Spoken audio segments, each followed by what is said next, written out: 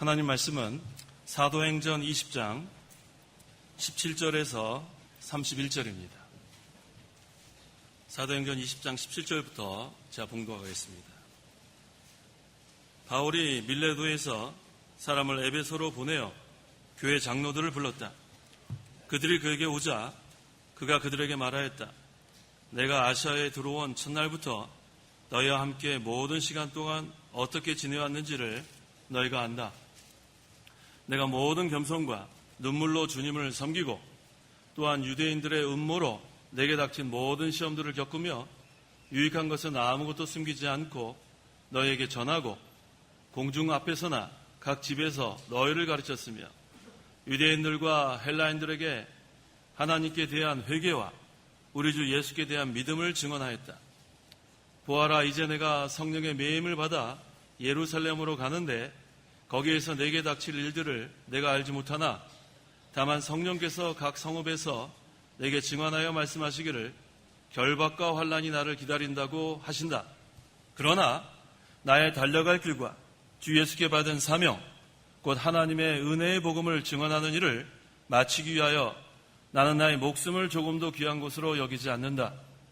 내가 너희 가운데 두루 다니며 그 나라를 전하였으나 이제 나는 너희 모두가 더 이상 내 얼굴을 보지 못할 것을 안다. 그러므로 내가 오늘 너희에게 증언하는데 나는 모든 이의 피에 대하여 깨끗하니 이는 내가 감추지 않고 하나님의 모든 뜻을 너희에게 전하였기 때문이다. 너희는 스스로와 모든 양떼를 위하여 조심하라. 성령께서 너희를 그들 가운데 감독자로 세워 하나님이 자신의 피로 사신 자기의 교회를 돌보게 하셨다. 내가 떠난 후에 양떼를 아끼지 않는 사나운 이리들이 너에게 올 것을 내가 안다. 또 바로 너희 중에서도 제자들을 깨어내어 자기를 따르게 하려고 어그러진 말을 하는 사람들이 일어날 것이다.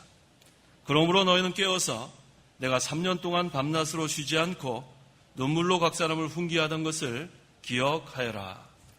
31절까지 봉독했습니다. 이 시간 증거할 말씀의 제목은 바울의 권면이란 제목으로 말씀을 증거하겠습니다. 17절에 바울이 밀레도에서 사람을 에베소로 보내어 교회 장로들을 불렀다라고 했습니다. 이 밀레도에서 에베소까지는 약 4km 되는 먼 거리인데 그곳에까지 장로들을 불렀다고 했습니다. 18절, 19절. 18절. 그들이 그에게 오자 그가 그들에게 말하였다. 내가 아시아에 들어온 첫날부터 너희와 함께 모든 시간 동안 어떻게 지내왔는지를 너희가 안다. 내가 모든 겸손과 눈물로 주님을 섬기고 또한 유대인들의 음모로 내게 닥친 모든 시험들을 겪으며.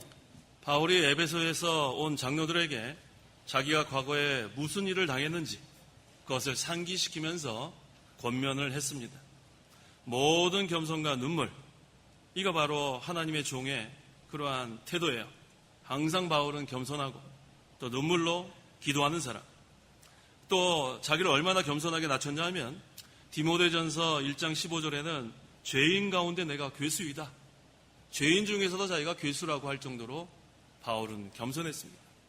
또 에베소서 3장 8절에는 모든 성도들 가운데 지극히 작은 자보다 더 작은 나, 이거보다 더 겸손할 수 있겠어요? 지극히 작은 보다 더 작은 나.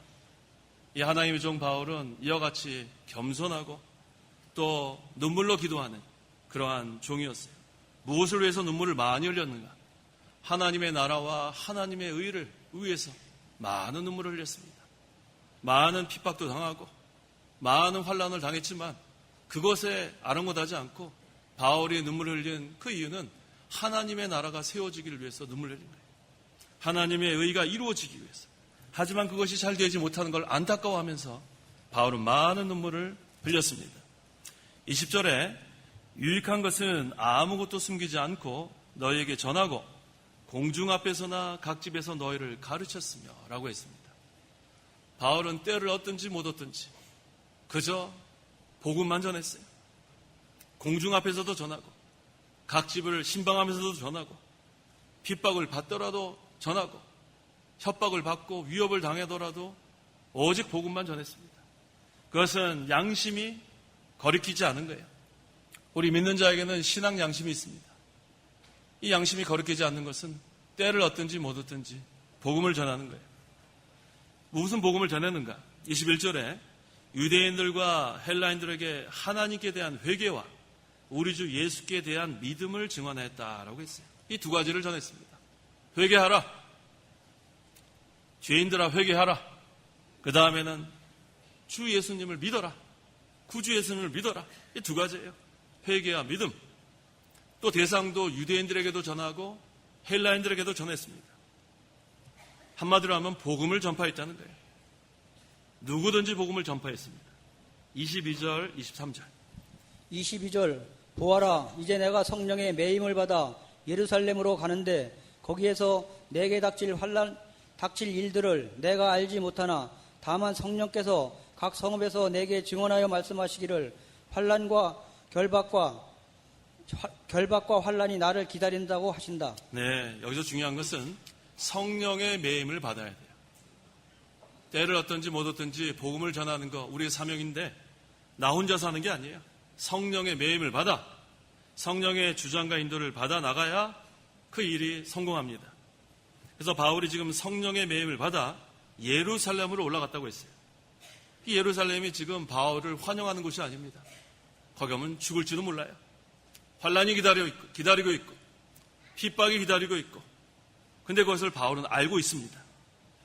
죽을지도 모르는 그 상황을 알고 있으면서도 좀 예루살렘으로 올라갔어요. 성령의 매임을 받은 바울은 피하지 않았습니다. 내게 어떤 일이 앞에 닥칠지라도 두려워하지 않고 성령의 매임을 받아 이제 평안한 가운데 예루살렘으로 올라가는 거예요. 어떠한 환난과 핍박이 있어도 성령의 매임을 받으면 마음이 편안합니다. 양심도 편안합니다. 그게 바로 우리의 신앙생활이에요. 성령의 주장과 인도를 잘 받으면 성령 충만해지고 마음이 편안하고 그 다음에 하나님의 사명을 잘 감당할 수 있습니다. 결박과 환난이 기다린다고 해도 성령의 매임을 받아 예루살렘으로 지금 바울은 올라갔는데 사실은 죽을 것 같지만 그게 사는 길이에요. 하나님의 일을 할 땐 그렇습니다. 인간의 생각으로는 죽을 것 같은데 그게 사는 길이에요. 하나님 나라가 이루어지는 길입니다. 의가 이루어지는 길이에요.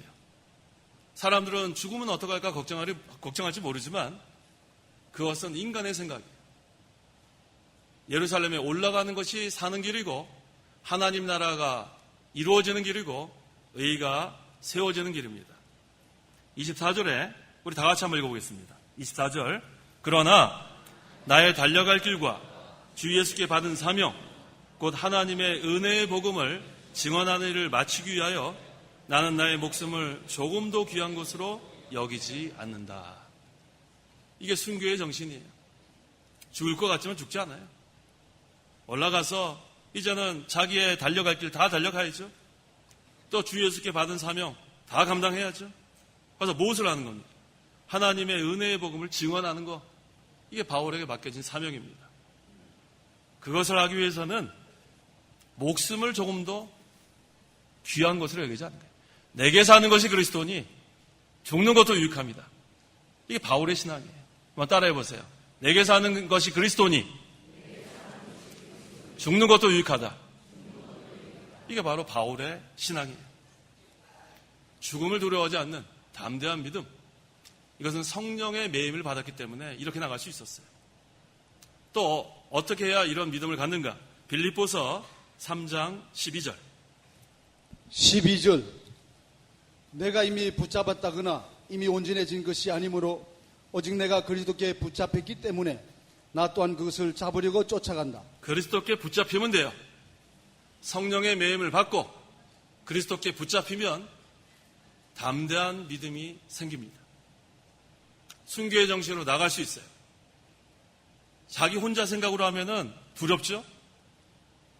이거 예루살렘에 가서 무슨 일이 닥칠지 알 수가 없는데 두려울 줄 몰라요. 하지만 성령의 매임을 받고 그리스도께 붙잡힌 바 되니까 그 심령은 벌써 편안한 거예요. 그 심령에 벌써 하나님 나라가 이루어졌으니까 의와 평강과 기쁨, 사람들은 걱정할지 모르지만 그 사도 바울의 심령에는 하나님 나라가 이루어졌어요. 의가 이루어졌고 평강이 이루어졌고 기쁨이 이루어졌습니다. 그러니까 이제는 하나님만 의지해서 올라가는 거예요. 이게 산신앙입니다. 이게 바로 하나님께서 원하시는 그러한 믿음이에요. 모세에게도 이런 믿음이 있었어요. 이스라엘 백성을 애굽에서 출애굽시킬 때 앞에는 홍해가 가로막혀 있고 뒤에는 애굽 출병들이 따라왔지만 하나님만 의지하는 그 믿음이 있었어요. 이 산신앙. 그러니까 홍해가 갈라지는 역사가 일어났습니다.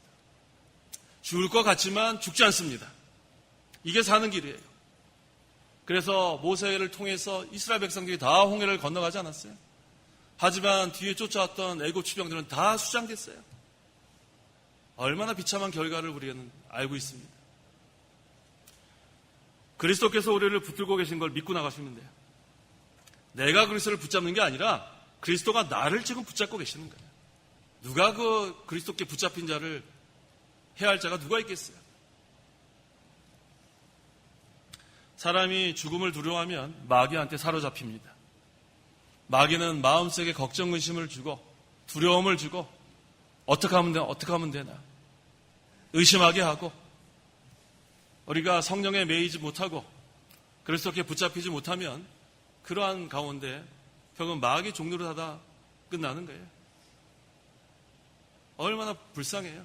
성령에 매인받지 못하고 그리스도께 붙잡히지 못하고 성령에 매인받고 그리스도께 붙잡히면 하나님 나라를 위해서 협력하는 자가 되고 의를 세우는 자가 되는데 그렇지 못하면은 마귀의 종로로 돼서 하나님 나라에 큰 손해를 주는 악한 자로 마치고 마는 거예요. 사도 바울은 성령의 매임을 받았습니다. 그리스도께 붙잡힘을 받았습니다. 25절 내가 너희 가운데 두루 다니며 그 나라를 전하였으나 이제 나는 너희 모두가 더 이상 내 얼굴을 보지 못할 것을 안다. 바울은 죽을 것을 각오하고 나가는 거예요. 더 이상 내 얼굴을 보지 못할 줄 모른다. 하지만 두루 다니며 그 나라, 하나의 나라를 전했다는 거예요. 예루살렘에는 지금 바울 죽이려는 사람들로 지금 득실득실한 거예요. 죽이려고. 환난과 결박이 기다리고 있어요. 그래도 올라갑니다. 순교당할지 몰라요. 다시는 너희 모두가 내 얼굴을 보지 못할 수도 있어요. 하지만 난 올라간다. 하나님 나라를 위해서 내 목숨 난 귀하지 않는다. 나 하나 죽어도 된다. 그 담대한 믿음, 성령의 매임을 받으니까 그 담대한 믿음이 나오는 거예요. 그리스도께 붙잡히니까 담대한 믿음 나오는 거예요. 죽여려면 죽여라. 나는 하나님 나라, 여기 그랬죠? 그 나라 증거하겠다. 그러니 하나님께서 바울을 붙잡아 주지 않겠어요? 얼마나 바울을 통해서 큰 일을 많이 했습니까? 하나님은 이러한 자를 붙들고 사용하시는 거예요. 26절, 27절. 26절 그러므로 내가 오늘 너희에게 증언하는데 나는 모든 피에 대하여 깨끗하니 이는 내가 감추지 않고 하나님의 모든 뜻을 너희에게 전하였기 때문이다. 바울이 모든 사람의 피에 대하여 깨끗하다. 이것은 모든 사람에게 하나님의 뜻을 전했다는 거예요. 복음을 전했다는 거예요. 그러면은 바울에게는 책임을 다한 거예요. 이 개혁주의는 두 가지입니다. 개혁주의는 두 가지 중요한 게 뭐예요? 아까 미리 다 연습시켰는데. 자, 개혁주의는 뭐예요? 그렇죠. 이거 자신있게 대답할 수 있어야 돼요. 따라해 봅시다. 개혁주의는 하나님의 주권과 인간의 책임이다. 하나님께서 모든 것을 다 주관하십니다. 우리가 믿어요. 그걸 하나님의 주권이라고 해요. 모든 것을 창조하시고 다스리시는 하나님을 우리는 믿습니다. 하나님이 허락하지 않으면 아무것도 일어나지 않아요. 그런데 우리 인간은 또 자기의 최선을 다해야 돼요. 가만히 그냥 하나님이 다 해주겠지 하고 기다린 것은 그것은 개혁주의 아니에요. 무책임한 겁니다. 하나님께 모든 것을 다 맡기고 그 다음에 우리가 할 수 있는 모든 것을 다 하는 것이 개혁주의예요. 개혁주의가 뭔가 성경대로 하는 게 개혁주의예요. 우리는 하나님께서 모든 것을 하나님의 뜻대로 이루어줄 것을 믿습니다. 또 우리는 하나님께서 우리에게 주신 사명 다 감당해야 합니다. 그래서 우리가 모든 사람에게 예루살렘과 유대와 사마리아 땅 끝까지 복음을 전하라는 사명을 주셨으니까 그건 우리에게 주신 책임인 줄 알고 우리가 증거해야 합니다. 그렇게 복음을 전했지만 믿지 않으면 그 피는 책임이 우리에게 있는 게 아니에요. 하지만 복음 전하지 않으면 책임이 우리에게 있어요. 인간의 책임. 그래서 때를 얻든지 못 얻든지 우리가 다 복음을 전해야 합니다. 28절. 너희는 스스로와 모든 양떼를 위하여 조심하라. 성령께서 너희들 그들 가운데 감독자로 세워 자신의 피로 사신 하나님의 교회를 돌보게 하셨다. 네, 하나님께서는 교회를 세우시고 그 하나님의 교회를 돌보라고 감독자, 교육자들을 다 세웠어요. 그런데 이 교회의 미래에 대해서 바울이 지금 권면하고 있어요. 무엇을 권면하는가? 첫째, 자기를 위하여 조심하고 모든 양떼를 위하여 조심하라고 했어요. 먼저는 자기를 위하여 조심하고, 삼가 조심하고, 또 모든 양떼를 위하여 조심해야 돼요. 양떼를 지켜야 된다는 거예요. 이 교육자가 할 일이 바로 양떼 지키는 거예요. 그 뒤에 나오지만 이 양떼 교육자가 지키지 않으면 사나운 이들이 물어갑니다. 그래서 바울이 권면하는 게 바로 이거예요. 거짓 선지자들, 악한 자들이 와가지고 그 양떼들을 물어갈까봐 먼저는 자기를 조심해야 돼. 삼가 조심하고 또 양떼들을 조심하라. 이게 바로 바울의 권면의 첫째입니다. 또 바울이 권면한 거 둘째는 교회와 자기 직책을 바로 알라는 거예요. 자기의 자리를 잘 지키라는 거예요. 교육자는 교육자의 자리를 잘 지키고 우리 교인들은 교인의 자리를 잘 지키고 하나님께서 우리에게 주신 그러한 달란트가 있습니다. 각자 자기의 자리에서 달란트 장사 잘해야 합니다. 특별히 이 교회를 바로 알아야 돼요. 교회는 예수님의 피로 세워진 교회예요. 교회의 주인은 하나님입니다. 그래서 교회의 모든 일들은 하나님의 뜻대로 해야 돼요. 신본주의. 주님의 피로 값주고 산 이 교회는 그 인간 어떤 사람도 주장하면 안 돼요. 하나님이 세우시고 하나님이 지켜주시고 하나님이 주장하시고 그래서 이 교회의 주인이 하나님이라는 것, 교회의 기초는 예수 그리스도의 피라는 것 우리가 분명히 알아야 합니다. 그래서 항상 우리는 하나님의 주장과 인도를 잘 받아나가야 돼요. 인간의 수단을 쓰면 인본주의, 인간의 사교 모임이 되면 인본주의. 하나님의 교회는 부르심을 받은 자들의 모임이에요. 부르심을 받은 자들은 신자입니다. 믿는 자들. 믿는 자들의 모임은 세상 사교 집단이 아닙니다. 먹고 마시는 사교 집단이 아니라 이곳은 하나님의 천국 잔치가 배설되는 곳이에요. 천국 잔치에 다 우리가 초청받아서 이제는 이곳에서 하늘 문을 열어주시고 하늘의 영의 양식을 내려주시면 그것으로 우리가 먹고 즐거워하는 것이 바로 교회예요. 그곳에 의와 평강과 기쁨이 이루어집니다. 그게 바로 신약 교회고 그것이 바로 하나님 나라예요. 예수님께서 우리에게 가르쳐주신 그 교회, 하나님 나라가 그거예요. 로마서 14장 17절이. 하나님 나라는 먹고 마시는 것이 아니라 오직 성령 안에서, 이건 영적이라는 뜻이에요. 오직 성령 안에서는 영적, 실제로 먹고 마시는 그런 사교 집단이 아니라 오직 성령 안에서 의와 평강과 기쁨이다. 영적 천국 잔치가 배설되는 곳입니다. 얼마나 좋습니까? 특별히 우리는 고 이병기 목사님을 통해서 수십 년 동안 1년에 3차례씩 1월달, 5월달, 8월달 사경에 얼마나 많은 은혜를 받았어요. 또 목사님 한 번 하실 때보다 9시간을 다 연세가 고령이 됐을 때까지 9시간을 다 인도하시지 않았어요? 그게 왜 그래요? 우리에게 그 영의 양식을 공급하기 위해서. 이게 바로 영적 천국 잔치예요. 이 기회를 놓치면 안 돼요. 우리 지금 지나가 보니까 한 시간이라도 더 참석할 걸 하는 그런 아쉬움이 남지 않아요? 그때는 뭐 평생 계속 그 천국 잔치 참여하는 줄 알았는데 벌써 목사님 소천하신 3년이 더 지났어요. 그때 한 시간이라도 더 참석할 걸. 그런 아쉬움이 남습니다. 하나님의 나라는 하나님께서 천국 잔치를 베풀어 주시고 영의 양식으로 우리에게 먹여주시는 거예요. 그래서 이 예배 시간이 그만큼 중요합니다. 하나님께서 양떼를 돌봐 주십니다. 물론 교육자에게 양떼를 돌보라는 그러한 책임도 주셨지만 하나님이 돌봐 주세요. 사나운 이들이 물어가지 못하도록 하나님께서 돌봐 주십니다. 그래서 우리 교육자도 전심전력을 다해서 하나님께 기도하고 우리 모든 성도들이 함께 기도해야 돼요. 우리 모두 다 양떼들 아니에요?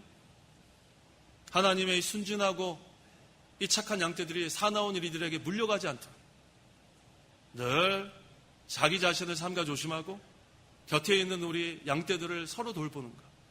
이게 바로 성도의 교제고 사랑입니다. 29절. 29절 내가 떠난 후에 양떼를 아끼지 않는 사나운 이리들이 너희에게 올 것을 내가 안다.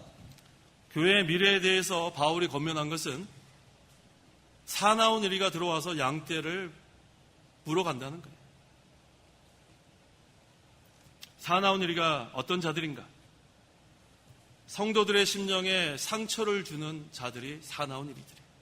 상처 주는 자들, 거짓 선지자들, 이단들, 또 악한 자들. 사도 바울은 참된 목자지만 그 당시에도 악한 그러한 감독자들, 교육자들이 있었어요. 사나운 이들과 같이 성도들의 심령을 치유해 줘야 되는데 오히려 악한 이리과 같이 물고 뜯어서 성도들을 상처 주는 그러한 이리들이 많이 있었습니다. 그래서 빌립보서 3장 2절에 개들을 주의하고 악행하는 자들을 주의하며 거짓 할례자들을 주의하여라. 이 개가 어떤 그런 사나운 개들은 어떤 일을 하냐면 물고 싸우는 게 개가 하는 거예요. 싸우는 그런 개들 많이 있죠. 하나님의 진리를 물고 찢고 싸우는 자들이 바로 개들과 같은 자들이라 했습니다. 이 악행하는 자들은 또 어떤 자들입니까? 진리를 세워나가는 일을 방해하는 자들, 진리 세워나가는 거 파괴하는 자들, 이거는 악행하는 자들. 또 거짓 할례자들은 할례받아야 구원받는다는 율법주의자들. 이 사도 바울은 이 세 가지 종류의 사람을 주의하라고 했어요. 첫째는 하나님의 진리를 물고 찢고 싸우는 자들. 두 번째는 진리를 세워나가는 일을 방해하고 파괴하려고 하는 자들. 셋째는 할례를 받아야 구원을 받는다고 잘못된 교리를 가리키는 율법주의자들. 이러한 자들을 주의하라고 했습니다.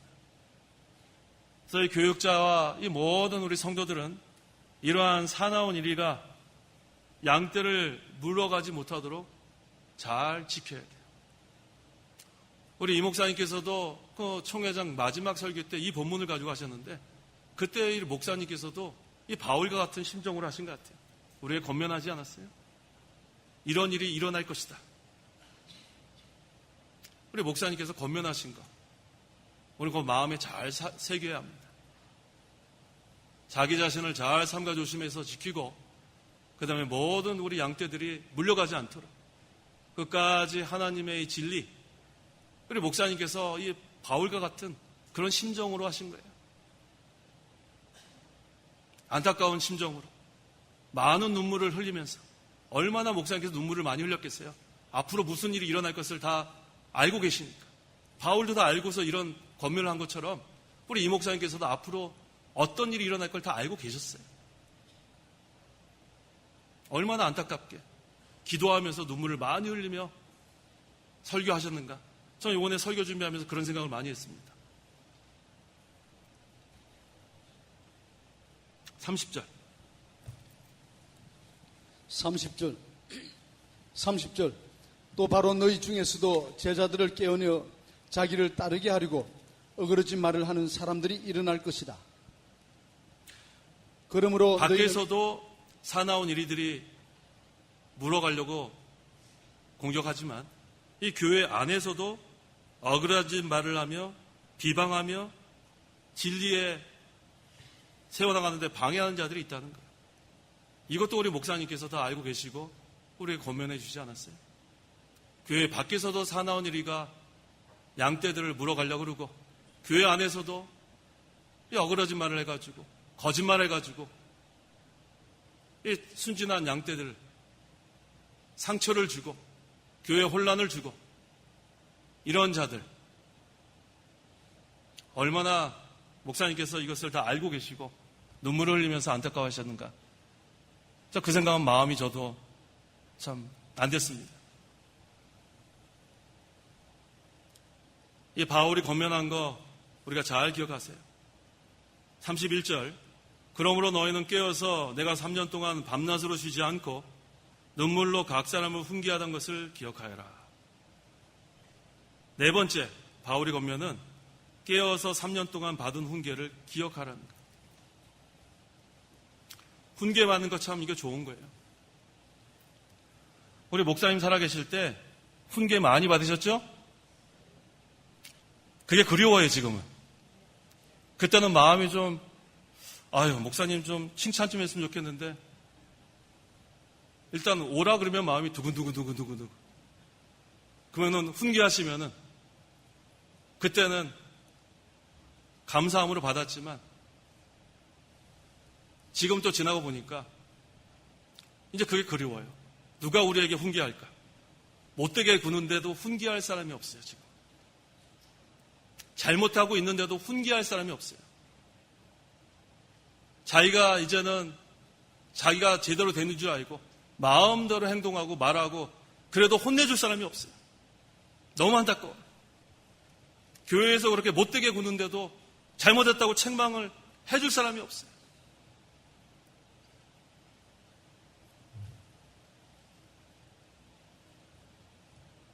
우리가 목사님을 통해서 훈계받은 거 다 기억하세요? 저는 그걸 다 마음에 새깁니다. 제가 설교를 하면 목사님께서 이렇게 부르셔서 한 번도 칭찬하신 적 없어요. 설교하고 나면 이것 좀 이렇게 해라, 이렇게 해라. 그건 전부 다 저는 적어가지고 그걸 몇 년 동안 목사님 살아계실 때 저는 그게 큰 저에게 보배라고 생각해요. 그랬으니까 제가 지금까지 좀 잘하는 것 같아요. 조금 잘하는 것 같아요.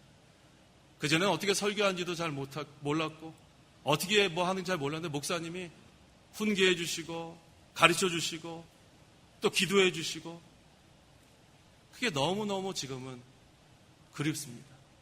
성도 여러분들도 그립죠? 이제는 우리가 그리워할 때만 아니에요. 이제는 그 훈계 받은 걸 가지고 더 굳건히 세워나가면 되는 거예요.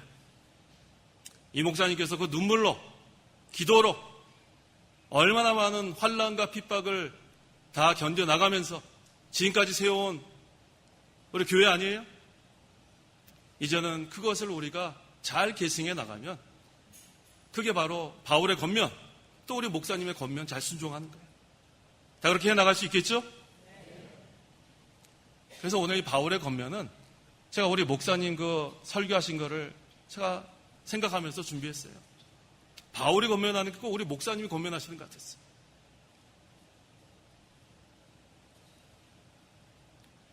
이제 우리가 깨어 기도할 때가 됐습니다. 잠자면 안 돼요. 깨어 기도하고 양떼들을 잘 돌보고 자기 자리를 잘 지키고 눈물로 우리가 목사님께서 우리를 훈계하신 거 기억하면서 끝까지 진리를 세워나가는 저와 성도 여러분들이 되어야겠습니다. 기도하십시오. 기도하겠습니다. 하나님 아버지 감사합니다. 우리를 죄 가운데서 구원하여 주시고 이 시간까지 에베네셀 하나님께서 여기까지 도와주시고 이제는 후퇴하지 말고 전진하라고 우리에게 명령하셨는데 우리가 귀한 목사님을 통해서 배운 이 진리의 말씀 잘 기억하고 그 훈계를 잘 기억하며 그 권면을 잘 기억하며 후퇴하지 말고 전진하는 생활, 하나님 나라를 이루는 생활, 의를 세워나가는 생활을 잘 해나갈 수 있도록 도와주시옵소서. 예수님의 이름으로 기도하옵나이다. 아멘. 주 예수 그리스도의 은혜와 하나님의 사랑과 성령의 교통하심이 이 시간 하나님께 나와 예배하는 온 성도와 함께 있을지어다. 아멘.